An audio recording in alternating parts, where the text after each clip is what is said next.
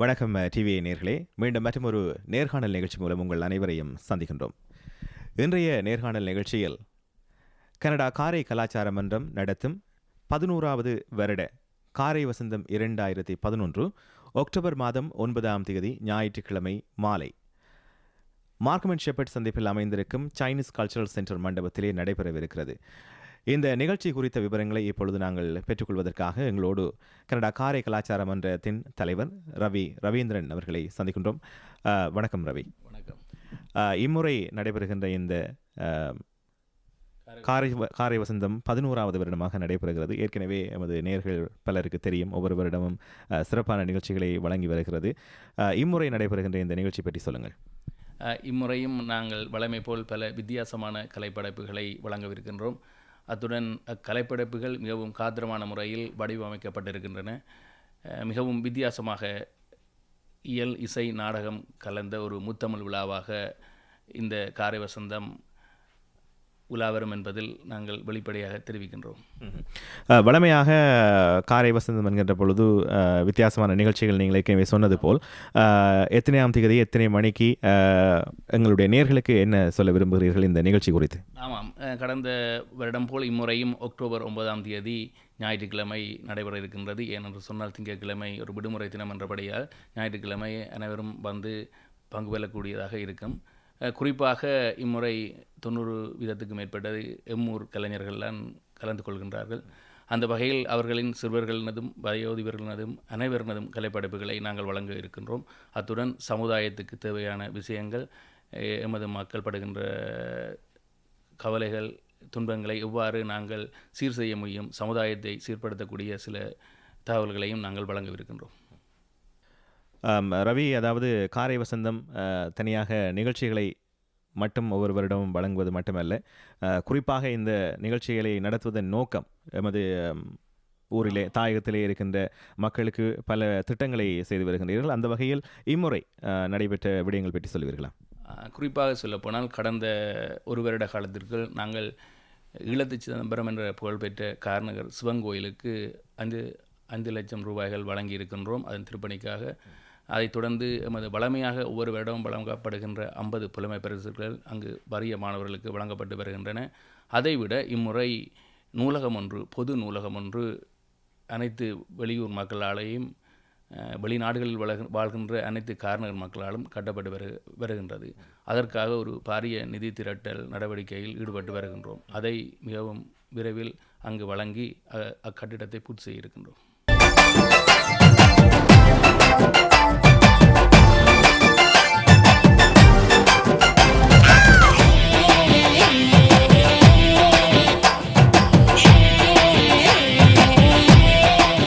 பலர் அறிந்த விடயம், ஒவ்வொரு முறையுமே காரை வசந்தம் நிகழ்ச்சி நடைபெறுகின்ற பொழுது வித்தியாசமான நிகழ்ச்சிகளை வழங்கி வருகின்றார்கள். இம்முறை எந்தெந்த கலைஞர்கள் எப்படியான நிகழ்ச்சிகளை வழங்கவிருக்கின்றார்கள், அது குறித்து விவரங்களை பெற்றுக்கொள்வதற்காக எங்களோடு இந்த குழுவின் செயலாளர் மலர் குழந்தைவேலு அவர்களை சந்திக்கின்றோம். வணக்கம் மலர்.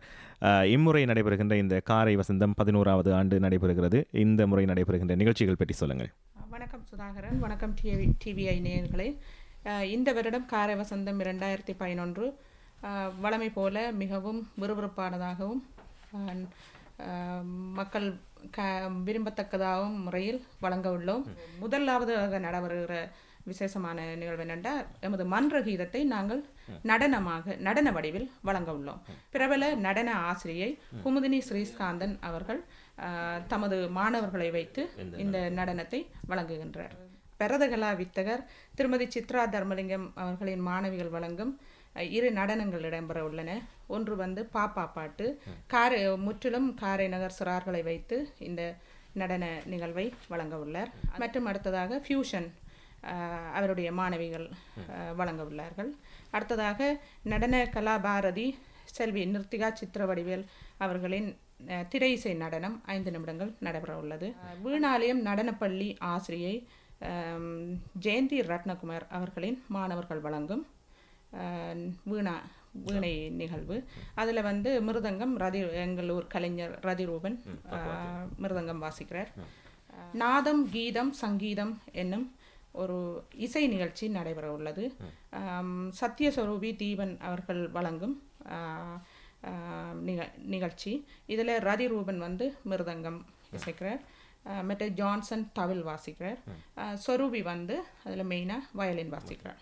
திருமதி கிருஷ்ணவேணி சோதிநாதன் அவர்களின் நெறியாள்கையில் புத்தக பொங்கல் என்னும் சமூக நகைச்சுவை கலந்த முற்றிலும் சிறார்களை வைத்து ஒரு நாடகம் 10 நிமிடங்களுக்கு வழங்குகின்றார்.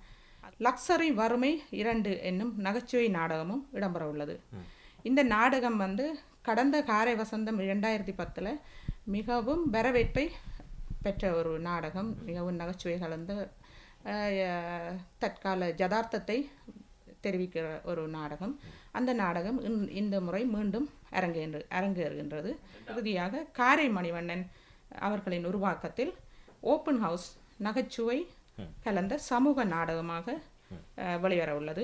இதிலும் நமது காரை நகர் கலைஞர்கள் மற்றும் வெளியூர் கலைஞர்கள், பிரபல கலைஞர்கள் வழங்க உள்ளார்கள்.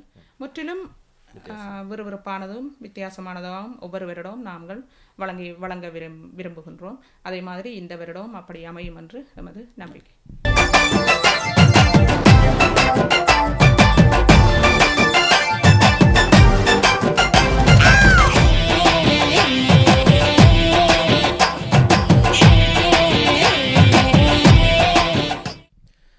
காரை வசந்தம் 2011 அக்டோபர் மாதம் 9ஆம் தேதி ஞாயிற்றுக்கிழமை நடைபெறுகிறது. மாலை சைனீஸ் கல்ச்சுரல் சென்டர் மண்டபத்திலே. இதற்கான நுழைவுச்சீட்டுகளை எங்கே பெற்றுக்கொள்ளலாம்? இது குறித்த விவரங்களை இந்த மன்றத்தின் பொருளாளர் தவராஜா அவர்கள் கூறுகின்றார். கேட்போம். வணக்கம். மீண்டும் உங்களை தொலைக்காட்சியூடாக சந்திப்பதில் பெருமகள் அடைகிறோம். காரை வசந்தம் 2011க்கான நுழைவுச் சீட்டுகள் விற்பனை ஆகி கொண்டிருக்கின்றன.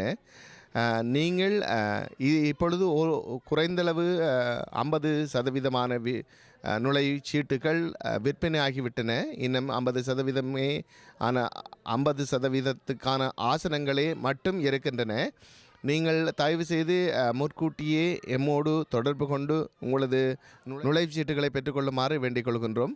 அத்தோடு பலதரப்பட்ட கலை நிகழ்வுகளை நாம் வருடா வருடம் நடாத்துவதுண்டு. அந்த வகையில் இந்த வருடமும் பல்வேறுபட்ட வித்தியாசமான கோணத்திலே கலை நிகழ்வுகளை நாம் தயார் செய்திருக்கிறோம். அதை நீங்கள் பார்ப்பதற்கு மிகவும் ஆவலாக இருப்பீர்கள் என்று நம்புகிறோம்.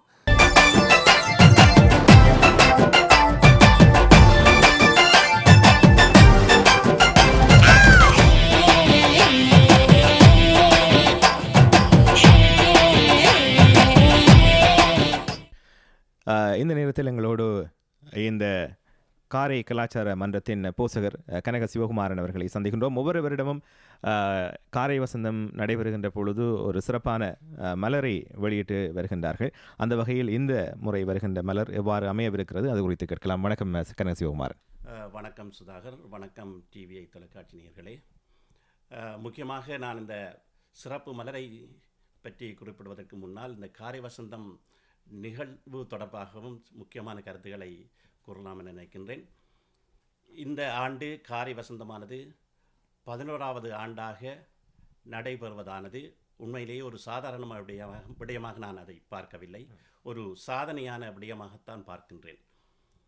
ஒரு தசாப்தத்தை கடந்து இந்த 11வது முறையாக இந்த விழா நடைபெறுவதற்கான அந்த காரணங்களை நான் சற்று குறிப்பிடுவதாக இருந்தால், முதலாவதாக கார்நகர் மக்களுடைய கலை உணர்வுடன் கூடிய அந்த ஊர்ப்பற்று, இரண்டாவதாக பல்கலாச்சார சூழலிலே வாழ்ந்து கொண்டிருக்கின்ற கனடாவிலே வாழ்ந்து கொண்டிருக்கின்ற தமிழ் மக்கள் தங்களுடைய முக்கியமான அடையாளமாக விளங்கக்கூடிய அந்த கலையினை கனடாவிலே அழிந்து போகாமல் விடக்கூடிய அளவுக்கு அவர்கள் ஆர்வத்துடன் செயற்பட்டு கொண்டிருக்கின்ற அந்த உணர்வு, இவை அனைத்தும் ஒருங்கிணைந்த ஒரு ஆதரவு தான் இந்த காரி வசந்தத்தை கனடாவிலே நடக்கின்ற அந்த கலை விழாக்களுக்குள் முன்னணியான ஒரு கலை விழாவாக பரிணமிக்க வைத்திருக்கிறது என்றுதான் நான் கூற விரும்புகின்றேன்.